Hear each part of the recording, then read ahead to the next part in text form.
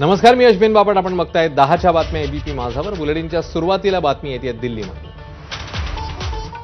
काँग्रेस नेते राहुल गांधींच्या निवासस्थानी इंडिया आघाडीची एक बैठक आज पार पडली. या बैठकीत 25 पक्षांचे 50 नेते उपस्थित होते. यावेळी राहुल गांधींनी पीपीटी प्रेझेंटेशन केलंय. मतदार यादीतल्या घोळांचा यावेळी राहुल गांधींनी पुनरुच्चार केला. त्या सर्व आरोपांना इंडिया आघाडीतल्या नेत्यांनीही समर्थन दिलं. 11 ऑगस्टला निवडणूक आयोगावर मोर्चा काढण्याच्या मुद्द्यावरही यावेळी सहमती झालेली पाहायला मिळते. आज दुपारी प्रेसमध्ये जे त्यांनी सांगितलं ते सगळ्या लोकांना प्रेझेंटेशन दिलं, पण त्याच्याही पेक्षा आम्ही पहिल्यांदाच या ठिकाणी त्यांचं घर बघायला आलो होतो. अतिशय सुंदर जेवणाची व्यवस्था स्वतः प्रियंकाजींनी केलेली होती आणि अतिशय वॉर्म वेलकम आम्हाला त्यांनी दिलं. महाराष्ट्रामध्ये तब्बल 40 लाख संशयित मतदार आहेत असा गंभीर आरोप आता राहुल गांधींनी केलाय. राहुल गांधींनी आज पत्रकार परिषद घेत केंद्रीय निवडणूक आयोगावर अत्यंत गंभीर आरोप केले. कर्नाटक आणि महाराष्ट्रामध्ये लाखो मतांची चोरी झाल्याचा आरोपही त्यांनी केला. महाराष्ट्र कर्नाटकात 5 पद्धतीने मतांची चोरी झाली असा आरोप त्यांनी केलाय. तर निवडणूक आयोगाकडे मतदार याद्यांचा डिजिटल डेटा मागवला, मतदान केंद्राचं सीसीटीव्ही फुटेजही मागवलं, मात्र ते आम्हाला दिलं नाही असंही ते म्हणाले. मतदान चोरीबाबत केलेल्या आरोपांवर महायुतीकडनं जोरदार हल्लाबोल झाला.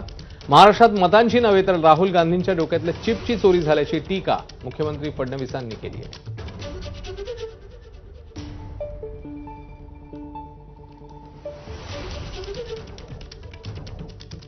निवडणूक आयोगानं डिजिटल मतदार याद्या दिल्या नाहीत. अचानक नियम दुरुस्ती करून सीसीटीव्ही फुटेज 45 दिवसातच नष्ट केलं. महाराष्ट्रात 5 वर्षात वाढले नाहीत इतके मतदार 5 महिन्यात वाढले. संध्याकाळी 5 नंतर मतदानाचा टक्का आश्चर्यकारक वाढला. महाराष्ट्रात मतदार याद्यांमध्ये 40 लाख संशयित मतदार आहेत. महाराष्ट्रामध्ये ज्येष्ठ मतदारांपेक्षा जास्त नवमतदार नोंदवले गेले.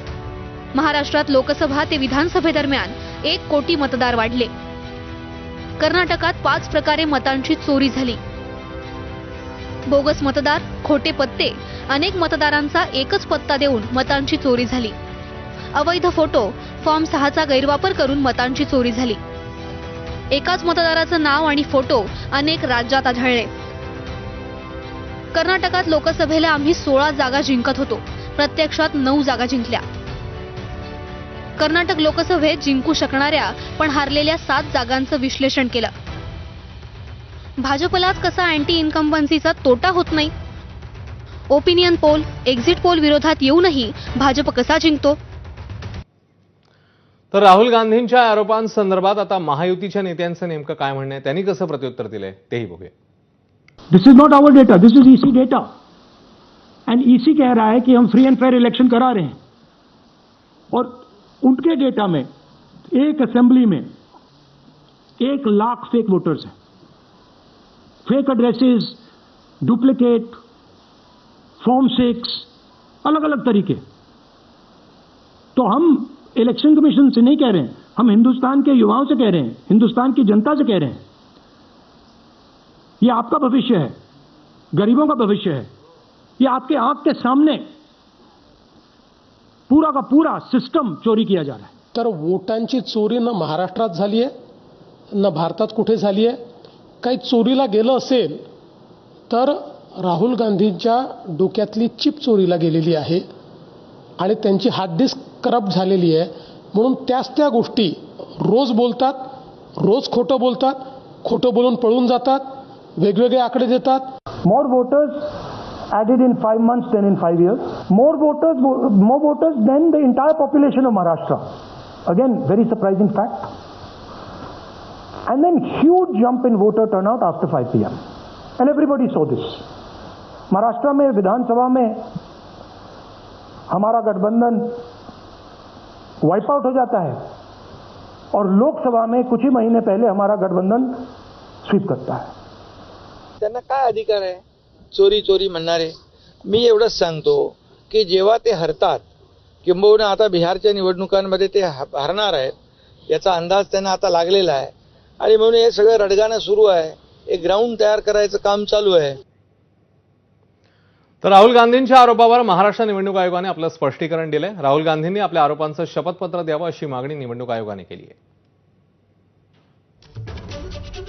निवडणुकांच्या निकालाला आव्हान देण्यासाठी हायकोर्टात याचिका दाखल करावी लागते.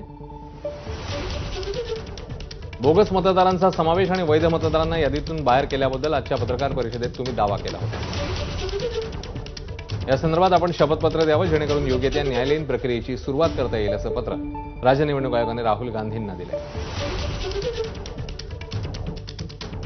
दरम्यान राहुल गांधींच्या आरोपांचं भाजपने खंडन केले. राहुल गांधींना जेव्हा पुरावे मागितले तेव्हा माझे शब्दच पुरावे आहेत असं ते म्हणाले. हा काय कोणत्या चित्रपटातला डायलॉग आहे का असा सवाल संबित पात्रांनी उपस्थित केला. तर राहुल गांधी हे नकली गांधी असल्याचा पलटवारही पात्रांनी केला. मेरे शब्द ही मेरे शासन है. ये तो इस फिल्म में डायलॉग था ना, मेरे शब्द ही मेरे शासन है. मैं बोल दूंगा वही शासन होगा. आप गांधी परिवार के हो सकते हैं, आप गांधी जी नहीं हैं. तो नकली गांधी परिवार के लोग ये न सोचे कि उनके शब्द ही देश का शासन है. सुप्रीम कोर्ट के जज भी नहीं कह सकते हैं. इलेक्शन कमीशन भी प्यार भरा पत्र लिखा है कि आइए चर्चा करेंगे. हु आर दे, कॉन्सिक्वेंसेस फेस करना पड़ेगा. क्या है ये, क्या है ये? बाहुबली है.